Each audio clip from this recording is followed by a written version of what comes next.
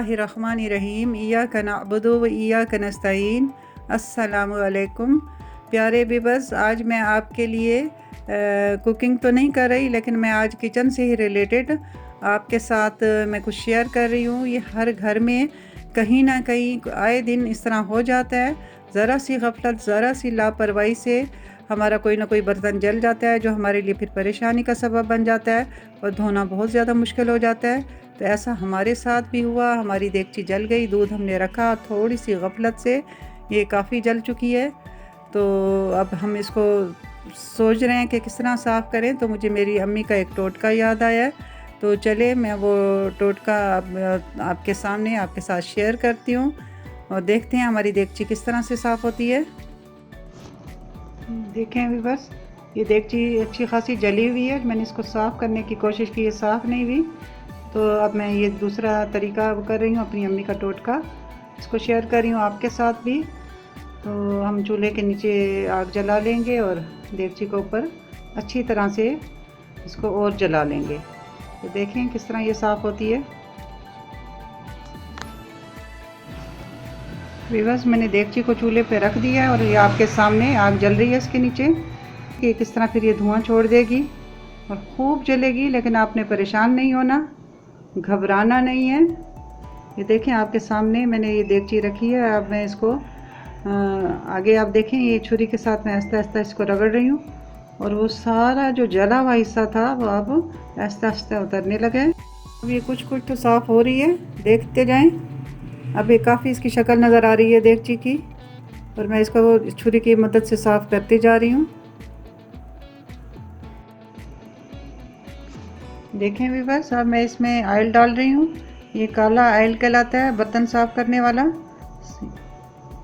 इससे साबुन बनता है, ये आपको किसी भी दुकान से मिल जाएगा, परचून की दुकान से।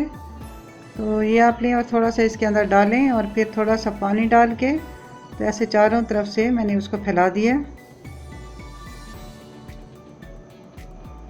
अब देखें मैं क्या करती हूँ। अब ये मीठा सोडा है, ये मैं डाल रही हूँ। तकरीबन 1 टेबल स्पून जितना मैंने इसके अंदर मीठा सोडा डाल देना है। अब इससे हम इसको साफ़ करेंगे। मैंने अच्छी तरह मीठा सोडा भी मैंने चारों तरफ देगची के फैला लिया। अब इसका रिएक्शन देखें, ये फ़ौरन से इंशाल्लाह ताला साफ़ हो जाएगा। ये देखें पूरी झाग झाग सी बन चुकी है। ये देखें शैम्पू की तरह बिल्कुल हो गई है।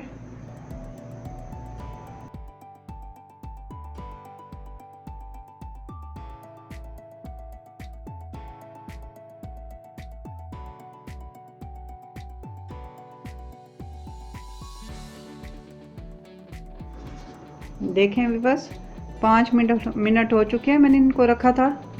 तो अब मैं ग्लव्स हाथों पे चढ़ा रही हूँ ताकि मेरे हाथों पे कोई ज़ख़म ना हो बने या कोई जाली की मदद से कट ना पड़ जाए, क्योंकि इसमें मैंने जो ऑयल डाला है उससे थोड़ी सी हाथों में जलन होती है। क्योंकि हम ये कभी कभी इस्तेमाल करते हैं, हमें आदत नहीं होती रोज़ इस्तेमाल करने की। तो अब मैं जाली की मदद से इसको साफ़ कर रही हूँ। आपके पास ये ऑयल नहीं है तो आप कोई भी पाउडर ले लें बर्तन धोने वाला, उससे भी साफ़ हो जाएगी, क्योंकि देगची के जलाने से हमारा काम तो हो चुका है। अब ये थोड़ा सा जो रह गया है उसको बजाय मैं साबुन के रगड़ने से जो मैं इतनी ज़ोर लगाऊं तो मेरे लिए ये आसान था और इससे काफ़ी मेरी देगची चमक दमक जाएगी। आप देखें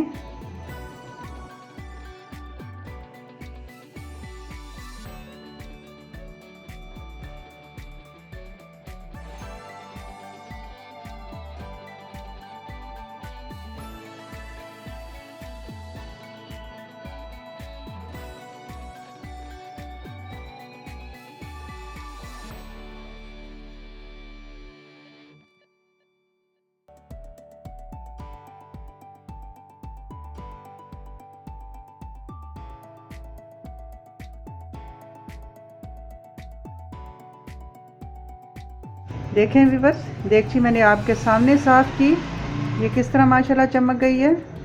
कितनी ख़राब थी ये देगची। तो आपने मेरे इस टोटके को ज़रूर आजमाना है जब भी ऐसी मुश्किल हो, कोई बर्तन जल जाए। तो उम्मीद है मेरी वीडियो आपको अच्छी लगी होगी। अगर मेरी वीडियो अच्छी लगी है तो मेरे चैनल को सब्सक्राइब करें बेल के बटन को दबाएं ताकि आइंदा आने वाली हर अच्छी से अच्छी वीडियो मेरी आपको मिल सके। और आपने दोस्तों में ज़्यादा से ज़्यादा इस वीडियो को शेयर करना है और लाइक करना है इस वीडियो को। तो व्यूअर्स, मैं अब इजाज़त चाहूँगी बहुत दुआओं के साथ। अल्लाह ताला आप सबको हिफ्ज़ अमान में रखे और ढेरों खुशियों से नवाजे। तो अगली वीडियो में मुलाकात होगी, तब तक अल्लाह हाफिज़।